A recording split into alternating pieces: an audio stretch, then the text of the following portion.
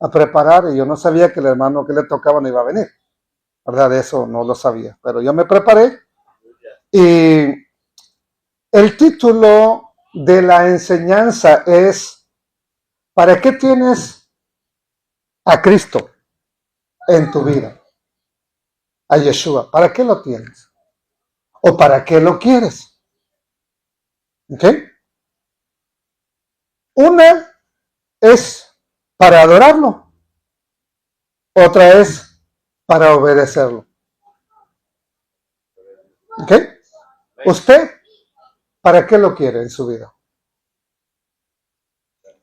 Padre, quiero darte gracias por habernos otorgado, por habernos dado al Mesías Yeshua, por habernos dado el privilegio de conocer a tu Hijo, el que en la mayoría del mundo hispano le conoce con una transliteración de tantas traducciones como Jesús.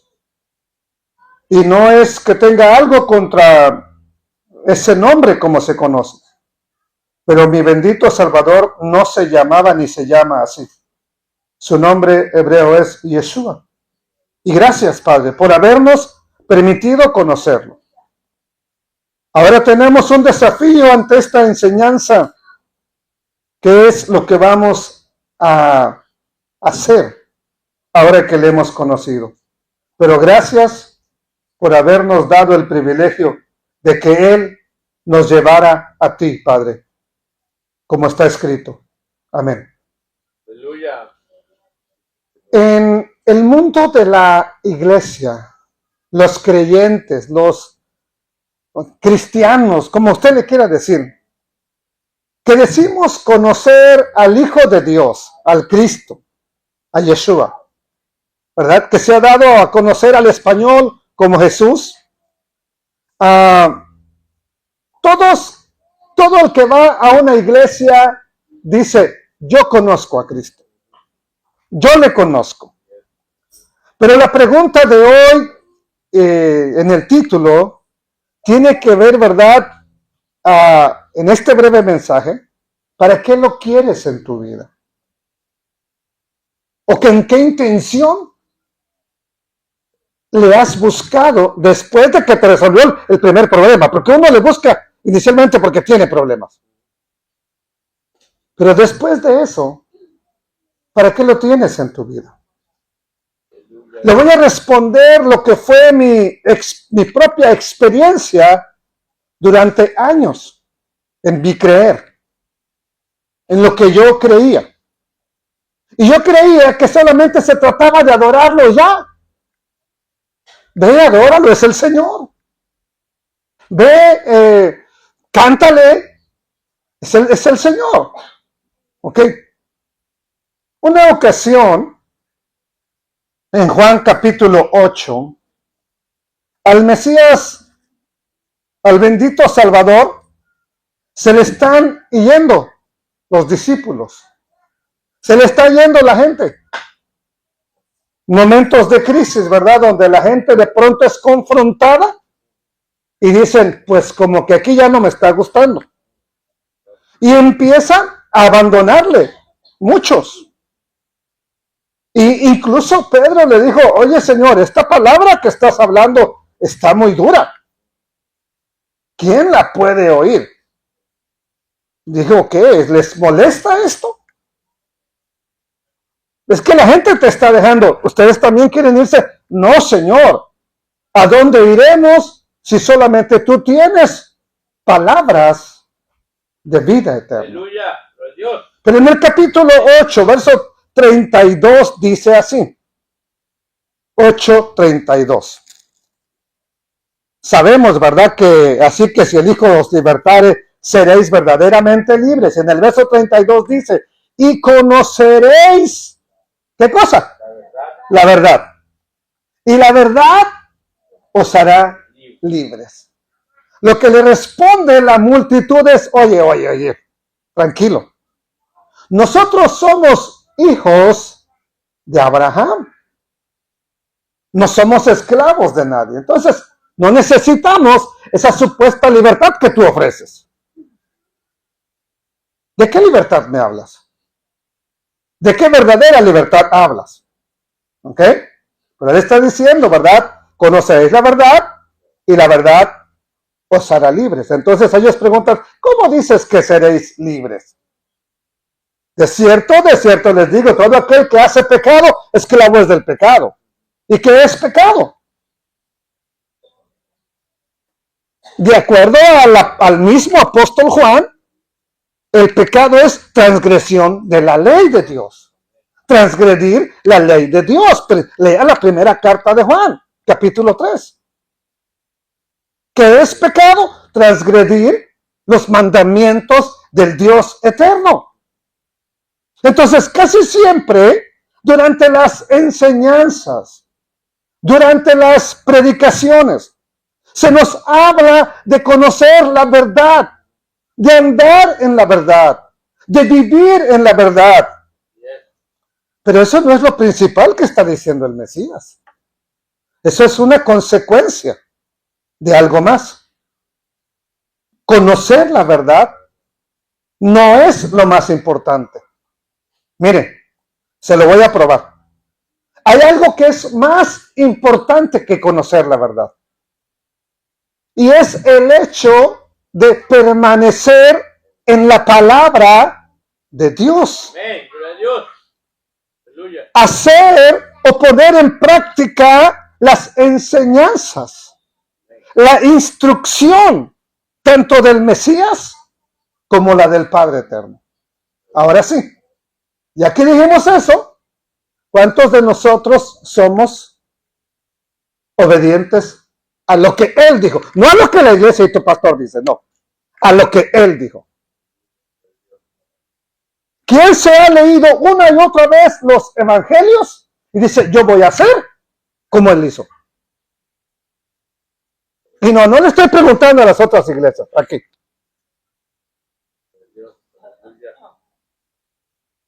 Y si no lo estamos haciendo, entonces solamente tenemos a Yeshua para adorarlo. Y eso entonces ahora, pero poner en práctica lo que Él dijo, oiga esto, la instrucción del Padre, porque el mismo Mesías dijo, la palabra que yo os hablo no es mía, es del Padre que me envió.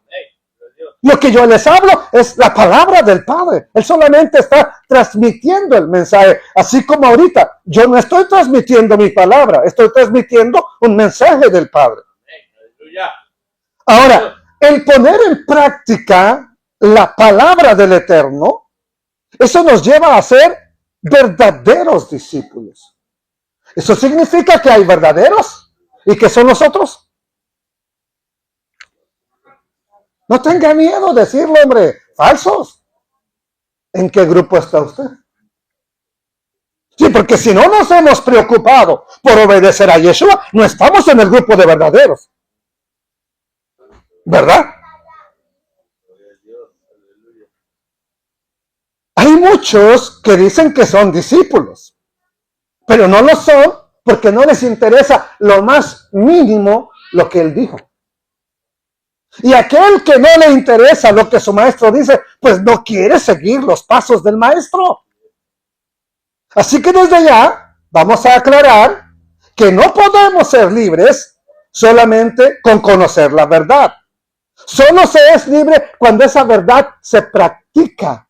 Que dijo el Mesías, el que practica el pecado es un esclavo del pecado, aunque sea hijo de Abraham.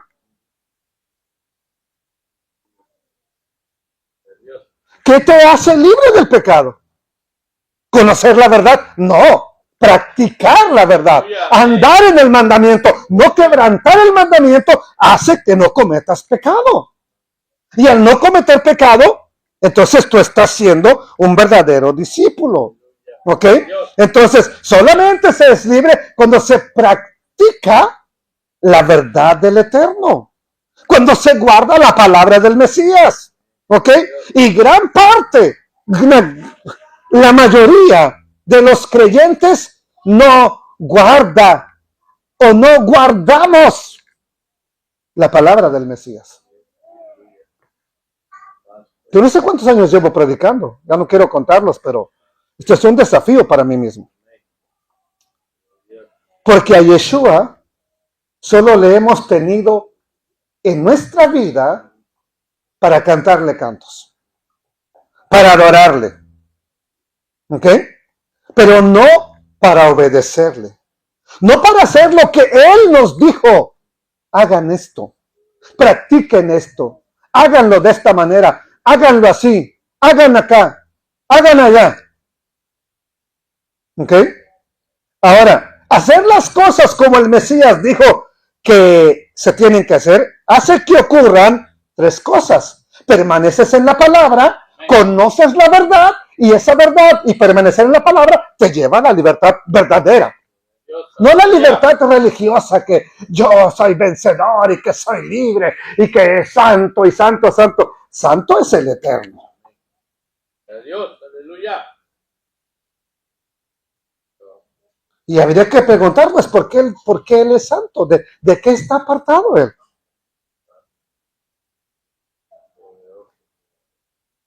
Ahora, las cosas se hacen en orden. Permanece en la palabra, conoces la verdad, consecuencia, eres libre. Si cambiamos el orden, entonces las cosas salen mal. Yo conozco la verdad, pero no quiero guardar la palabra. ¿Soy libre? No. ¿Soy verdadero discípulo? Dígamelo. No. Pero ahora yo se la lanzo a usted y usted.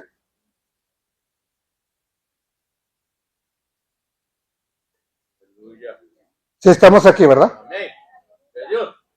Mire, Aleluya. el cristianismo se formó primero por dogmas, por tradiciones. Por eso cada vez que me acusan, ¿por qué usted no es cristiano? Bueno, mira, el cristianismo se formó por dogmas, por tradiciones. Después se formó la base de sus creencias, o sea, el llamado Nuevo Testamento. ¿Alguien sabe en qué año vio la luz en lo que se conoce como el Nuevo Testamento? ¿Alguien sabe en qué año fue formado? Así que diga, ok, ya lo tenemos formado, el canon. Mateo, Marcos, Lucas, Juan, hasta Apocalipsis. ¿Alguien sabe? No puede ser. ¿Cuántos años de su vida usted fue cristiano?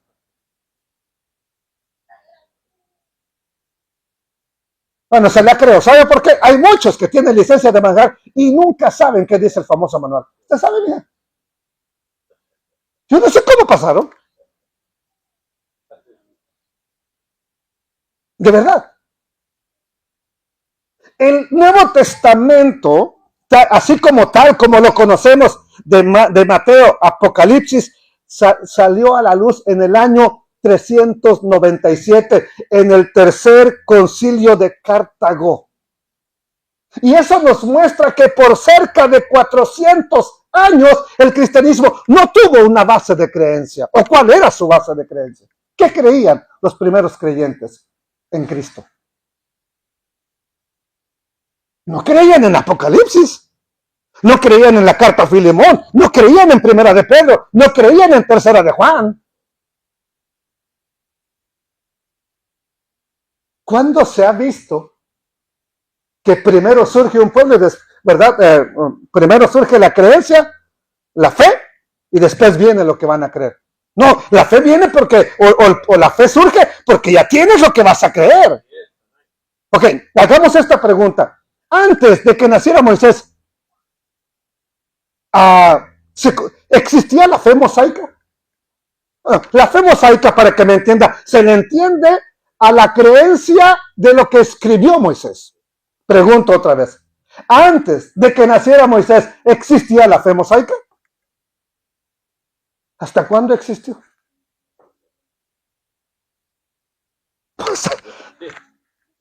Entonces, ¿cómo es que el cristianismo nace primero y después nace su Nuevo Testamento, que es la base de creencias del cristianismo? ¿Por qué? Sí, tenemos, en cada iglesia hay una Biblia, la mayoría tienen Biblias que tienen un Antiguo Testamento, pero pregúnteles, ¿eso sirve o no? Eso ya está descontinuado. O no, eso ya no sirve. Entonces, no importa que tengan a Moisés, esa fe para ellos no vale. La pregunta es, ¿qué creían durante 390 años?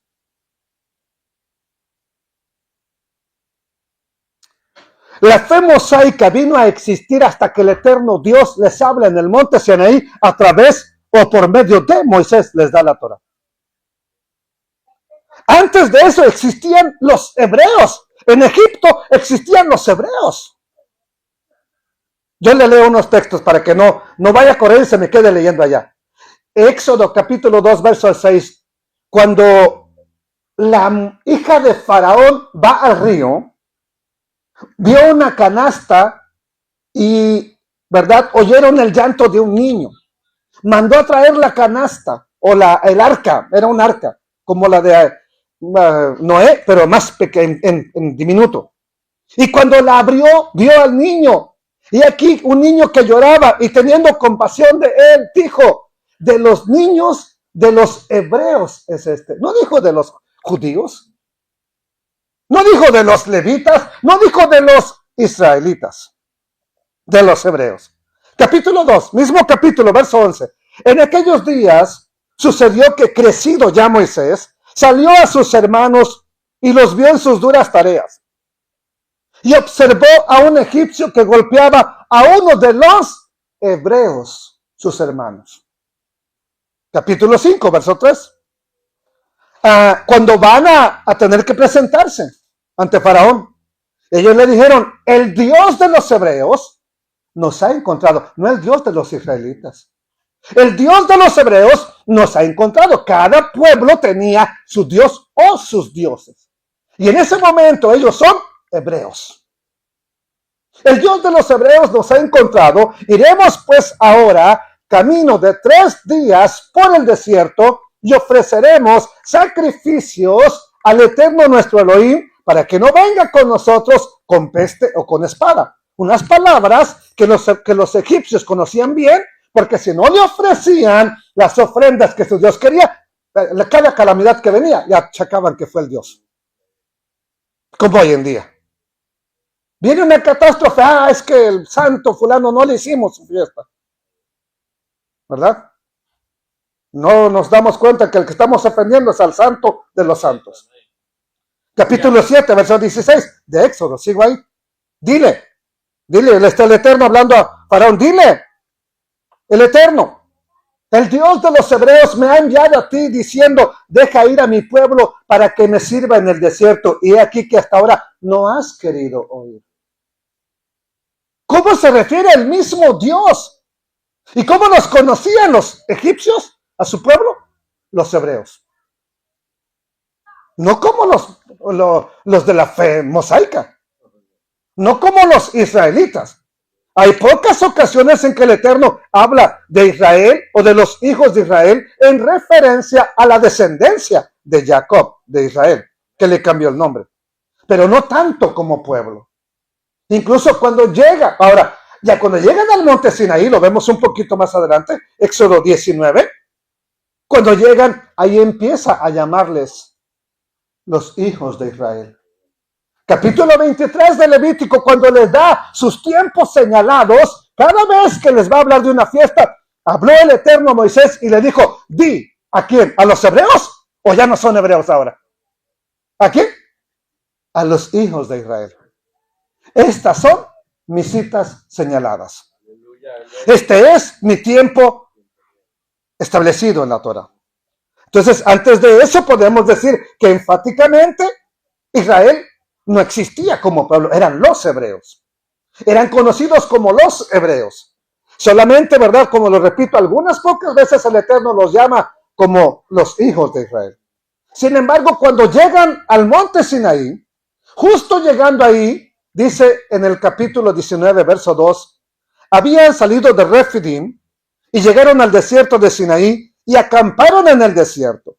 Y acampó allí Israel delante del monte. Ya son libres, pero necesitan la verdadera libertad.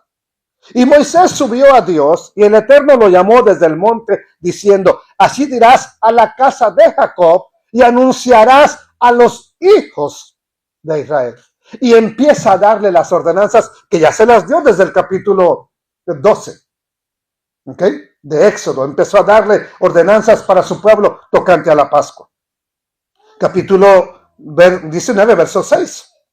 Y vosotros, hablándole al Eterno, dile a Moisés, dile al pueblo, ve y diles esto, que si ellos guardan mi pacto, ¿verdad? van a ser un pueblo especial. Y vosotros me seréis un reino de sacerdotes y gente santa. Oiga bien esto, gente apartada, gente Kadeshim. Estas son las palabras que le dirás a los hijos de Israel.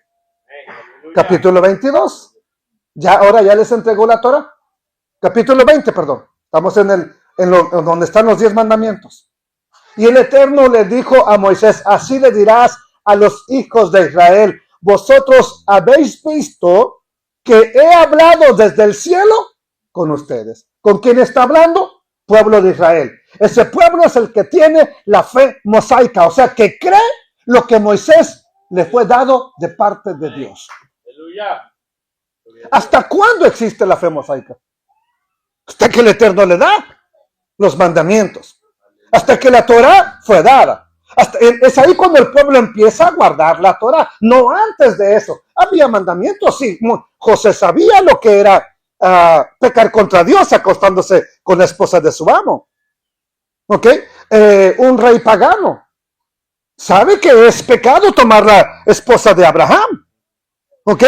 O sea, tienen conocimiento de lo que es pecado, pero no hay reglas escritas como tal.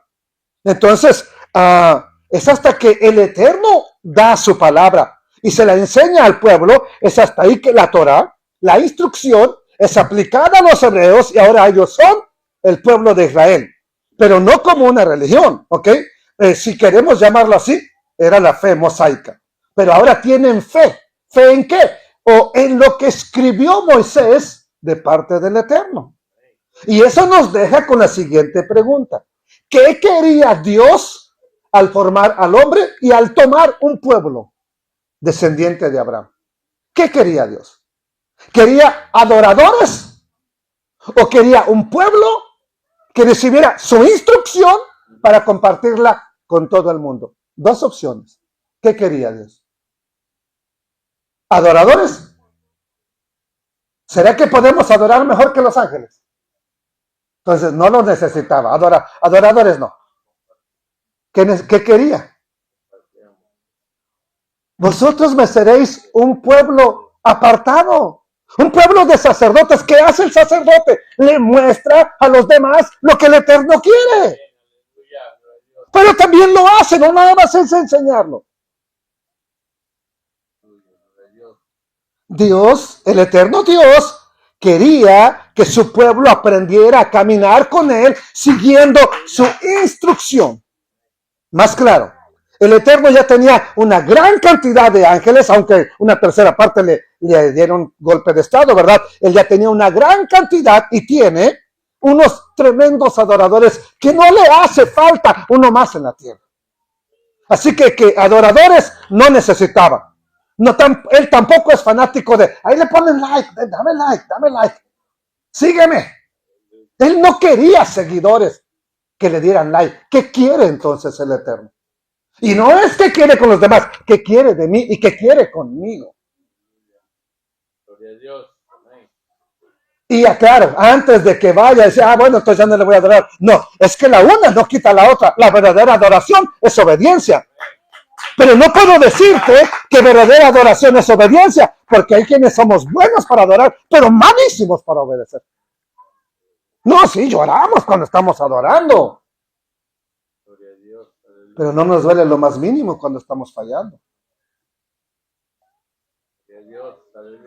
Entonces, la idea de la creación del Eterno con el ser humano no es tener seguidores que le den like.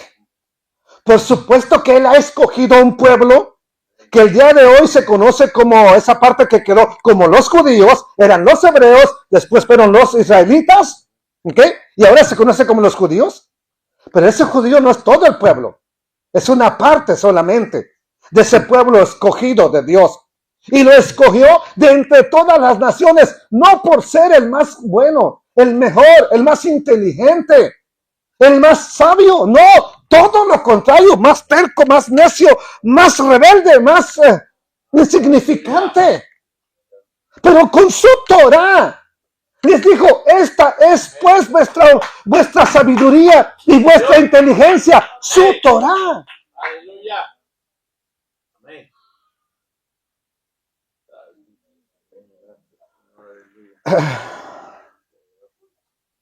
Nos escogió para darle a conocer a Él, a su pueblo, para que transmitieran la fe. ¿Cuál fe? La fe mosaica.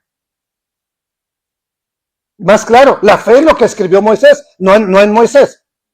La fe en lo que escribió Moisés. ¿Ok? Y esa fe solo funcionó cuando el Eterno les da la revelación. No porque naciera Moisés, no, a través de Moisés. Con la intención de que su pueblo diera a conocer a los demás pueblos esa fe. Y así, universalmente, la creencia en el Hijo del Dios eterno, en el bendito Elohim, llegáramos todos a ese conocimiento y todos fuéramos salvos por la fe. ¿Qué es fe? Conocer la voluntad del Eterno, creer la voluntad del Eterno y hacer la voluntad del Eterno. Eso es emuná. Ahora, una vez que ya tenemos ese contexto, vemos que aquí es donde las cosas se ponen sospechosas. ¿Cuál era la base del cristianismo durante 397 años? No, es que ya existían los evangelios, sí, pero no era el Nuevo Testamento. Pedro nunca pensó, voy a escribir una carta como parte del Nuevo Testamento. Pablo nunca dijo, le voy a mandar una carta a Filemón, ¿verdad? Para que sea Nuevo Testamento. Él está enviando cartas. Él está enviando mensajes. Él no está creando el Nuevo Testamento. ¿Por qué? Porque para ellos como hebreos ya tenían la base suficiente de la fe. No necesitaban, excepto que se les explicara algo que no entendían, pero ya tenían toda la base. El problema es cuando el creyente hace a un lado la base y dice, no, eso para mí ya no vale, ya no sirve, Cristo vino y lo quitó. ¿Seguro?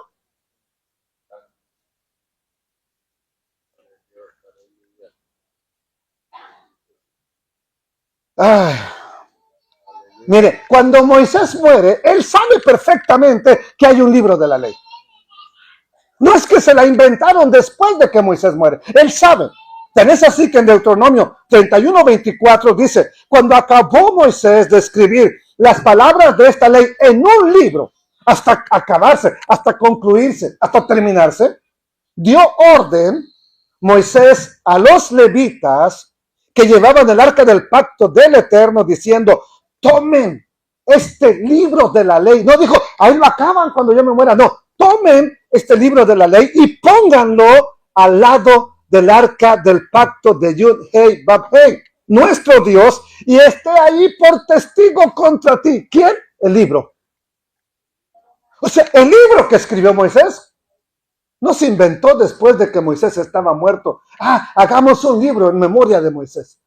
Hagámoslo la Torah. No, ya era la Torah, ya era la instrucción, ya era la ley de Dios. No sé si me está entendiendo.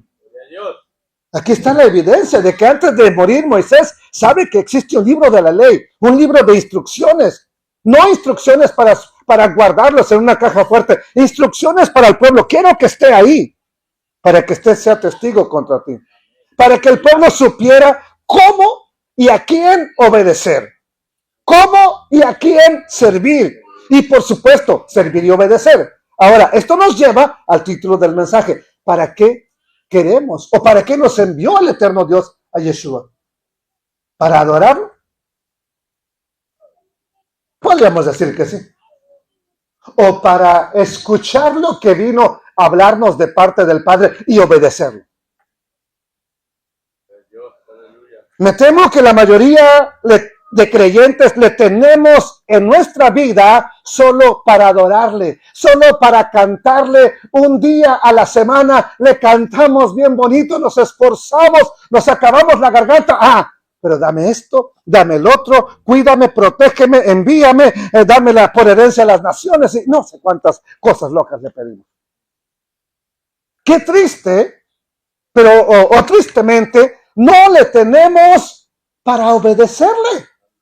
Es más, se le dice que él vino a anular lo que escribió Moisés, y él claramente dijo, no penséis No pienses, no se te ocurra pensar, Mateo 5:17, que vine a anular, a diluir, a abrogar la Torah, la ley o los profetas. No he venido para abolir, para destruir, para anular, sino para cumplir. Porque en verdad les digo que hasta que pasen el cielo y la tierra, no se perderá ni la letra más pequeña, ni una tilde, hasta que toda la ley se cumpla. Y no se ha cumplido todo.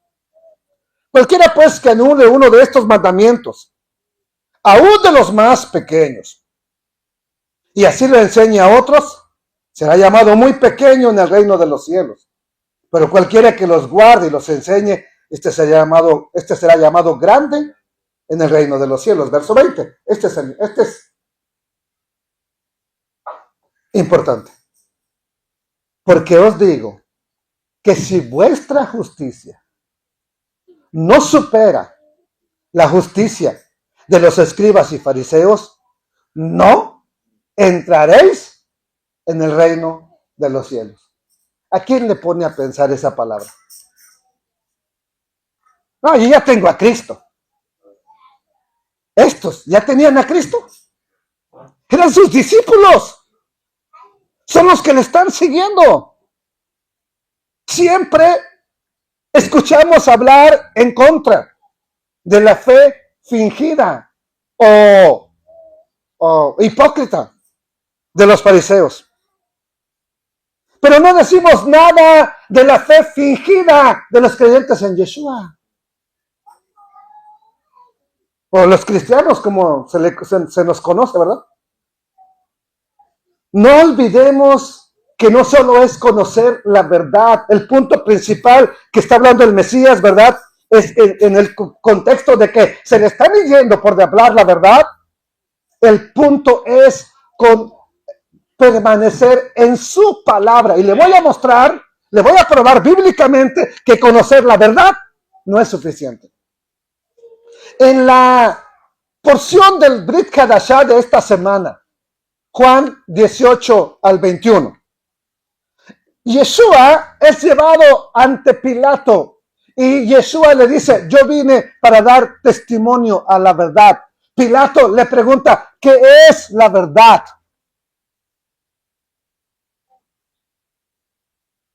Pregunta, ¿Pilato conoció a Yeshua? ¿Sí o no? ¿Yeshua es la verdad? ¿Sí o no? Entonces, ¿eso hizo salvo a Pilato? O el conocer la verdad no le hizo salvo. Y Mineo y Fileto, colaboradores de Pablo en el Nuevo Testamento, le abandonaron. Alejandro le abandonó. Fueron salvos, conocieron la verdad. Aleluya. Dios. Entonces Pilato conoce la verdad, pero no hizo nada al respecto por guardar esa verdad y no fue salvo. Entonces Yeshua dice en Juan 8:31, leímos el verso 32 al inicio. Dijo entonces Yeshua a los judíos que habían creído en él, si ustedes permanecen en mi palabra, seréis verdaderamente mis discípulos. ¿Cómo se permanece en la palabra? Porque a lo mejor es ahí donde estamos fallando. ¿Cómo permanezco en la palabra? ¿Cómo? Pero si ya llevo 10 años, hermano, escuchando esa verdad y no me esfuerzo por practicarla, ¿tú crees que en los próximos 10 sí le voy a echar ganas? ¿O ya me amañé? Es ahí el problema, que nos hemos vuelto creyentes en Yeshua, ya no en Jesús, en Yeshua, pero mañosos.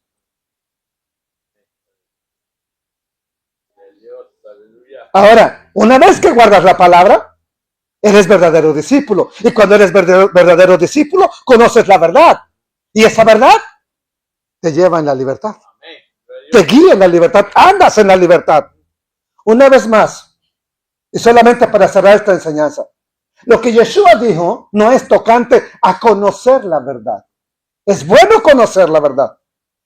Pero una vez que conoces la verdad, por consecuencia lógica, desechas la mentira. Pero nosotros muchas veces tenemos tan arraigada la mentira que nos sembraron que aún conociendo la verdad, no hacemos a un lado la mentira.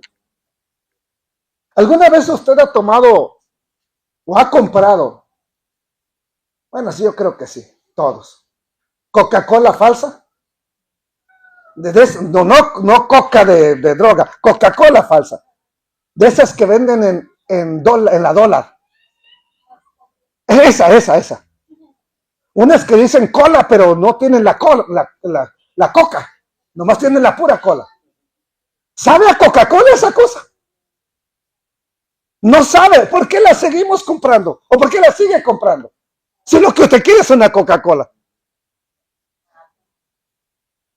Pues precisamente por eso, porque no cuesta nada seguir en la mentira, seguimos en el mismo error y hacer lo que Yeshua dijo, cuesta y cuesta mucho. Gracias, hermana, por decírmelo. Gracias. Yo conozco gente que no deja de tomar cola. Y puede que tenga para la coca, pero no la compra porque la otra es barata. Y conozco mucha gente como José, que por mucho tiempo era evangelista, pero tomaba chasca. Tomaba cola sin coca. Un evangelio súper fácil, donde nomás vas, cantas, arrodillas, tantito horas, predicas y ya vino la bendición. Esa era mi vida durante muchos años. Así de fácil. ¿Para qué le doy vueltas al asunto? Esa fue mi vida, muchos años. Pero yo no quiero vivir engañado ni engañándote. La verdad cuesta. Pero una vez que conoces la verdad, la misma verdad te hace hacer a un lado lo que no es genuino. Si yo te ofrezco unos Nike genuinos y unos Nike clones, ¿cuál quieres tú? Ahora, tienes los clones, pero te llegan los originales. Al llegar los originales, inmediatamente desechas los otros o los regalas. Haga lo mismo con esa falsa idea de que Yeshua solamente necesita ser adorado. No, Él quiere ser obedecido. Y obedecido es adorarlo en espíritu y en verdad. Él, por lo menos eso fue lo que nos enseñó con su vida. Él no vino a hablar solamente de Moisés, Él vivió lo que Moisés dijo. Ahora, cuando el Padre dice, este es mi Hijo amado, el cual me complace, en el cual tengo complacencia, ese Hijo amado, ¿era un desobediente a la palabra del Padre o era obediente a la palabra del Padre? ¿Qué estará diciendo el Eterno de mí? Pero ¿qué estará diciendo de ti?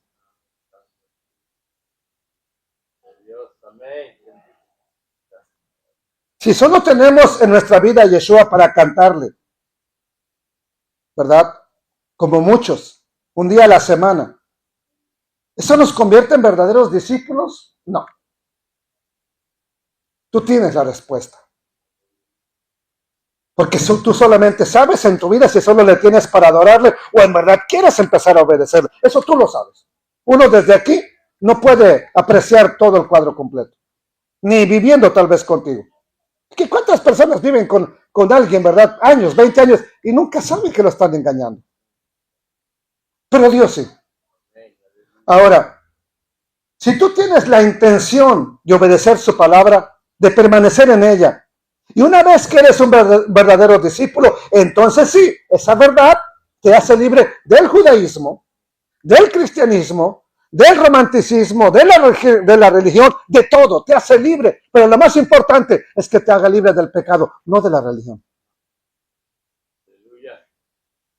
Y cuando eres libre del sabatismo, del judaísmo mesiánico, del cristianismo, de esto, de aquello, entonces es cuando tú estás en obediencia al Mesías y vives como Él nos enseñó, adorar y servir al Padre en espíritu y en verdad. Pero ese adorar es obedeciendo la palabra de Dios. ¿Para qué quieres a Yeshua en tu vida de aquí en adelante? Tú toma la decisión. Padre, gracias. Gracias. Y gracias por la palabra que has hablado a mi vida.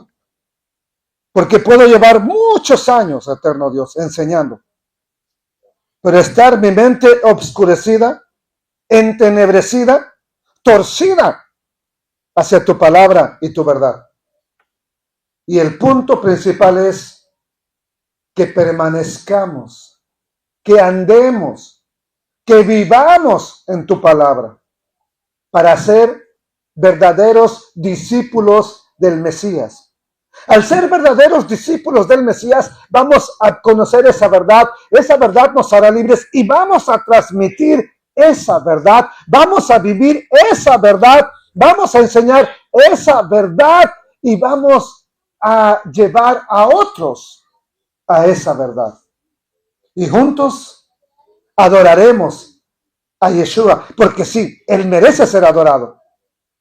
Sí, Padre, claro que sí. Tú mismo cuando le introdujiste en el mundo, le dijiste a los ángeles, adórenle. Y si los ángeles le adoran, ¿por qué nosotros no? Pero no es todo solamente el adorarle, sino el obedecer a lo que Él nos dejó. Tristemente, nos preocupamos tan poco de lo que Él vivió, de lo que Él enseñó y de lo que Él dijo, que ni siquiera a veces sabemos qué es lo que Él enseñó, vivió y practicó como un descendiente de tu pueblo y que practicaba la fe mosaica. Padre, gracias en el nombre de Yeshua, el Mesías, para gloria de Dios Padre. Te pido una bendición y un despertar en tu pueblo del Espíritu Santo a mi vida, a las vidas de mis hermanos. Sanidad en tu pueblo y ayúdanos a no desmayar. Gracias, eterno.